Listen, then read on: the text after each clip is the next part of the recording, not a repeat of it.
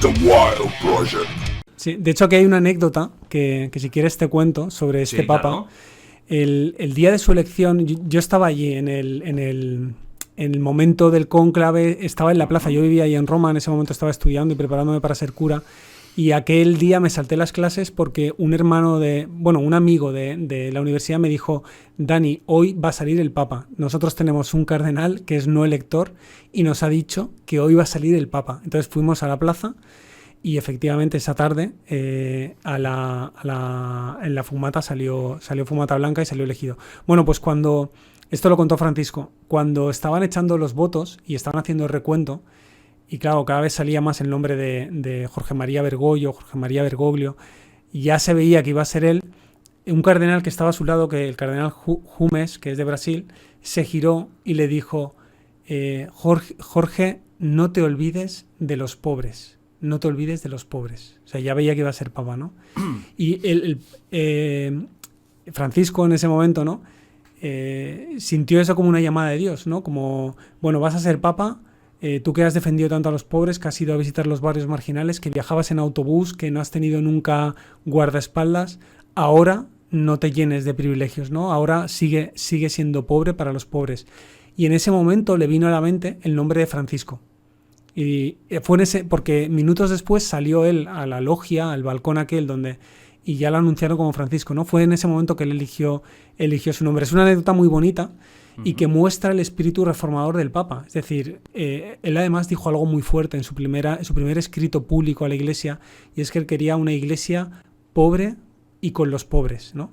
Y esto causó un revuelo y un cabreo en un montón de gente de la Iglesia, ¿no? Porque hay mucha gente, ya no te hablo de la curia, de los cardenales y tal, que al final son ancianos, son gente mayor con su pequeña cuota de poder, sino en muchos católicos que consideran que el catolicismo es tener poder en la sociedad para influenciar y, por ejemplo, cambiar las leyes o cambiar la forma de pensar o hacer ingeniería social y que la gente sea más a nuestro estilo, ¿no?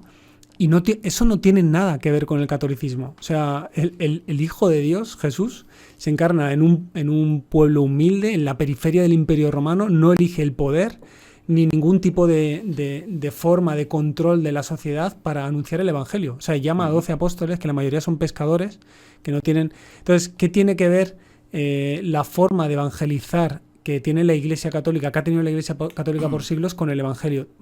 Tiene que ver poco, ¿no? Y Francisco, su esfuerzo desde el principio, a pesar de todas las resistencias que ha encontrado y sigue encontrando, es la de devolver la Iglesia un poco a sus orígenes. Quizás pueda llegar un día, como tú has dicho, Jordi, que asalten el Vaticano, que quemen el Vaticano, que saquen los libros de la... Puede llegar, pero yo creo que la Iglesia no terminará. Quizás esas catástrofes, como fueron cuando confiscaron los territorios pontificios, ¿no? Que el Vaticano ahora es una pequeña ciudad, pero antes era un imperio. O sea, y llegó Vittorio Emanuele en Italia y cogió y le quitó los... ¿De qué época más o menos estamos hablando? Hablamos del siglo XIX, si no me equivoco. Y le quitó los estados pontificios al Papa y lo dejó encerrado en un pequeño territorio que es el actual. Y yo creo que eso ayudó a la Iglesia a ser más humilde y a volver a sus orígenes. Y que todavía, yo creo que Dios, claro, te lo digo desde mi lectura de fe, nos tiene a la Iglesia reservada una mayor pobreza, una vuelta a los orígenes todavía mayor, ¿no? ¿Tú estarías a favor de una mayor pobreza de la Iglesia? ¿Más aún que ahora? Sí, por supuesto. No sé cuál es el camino, pero creo que la Iglesia debe estar con los pobres sobre todo.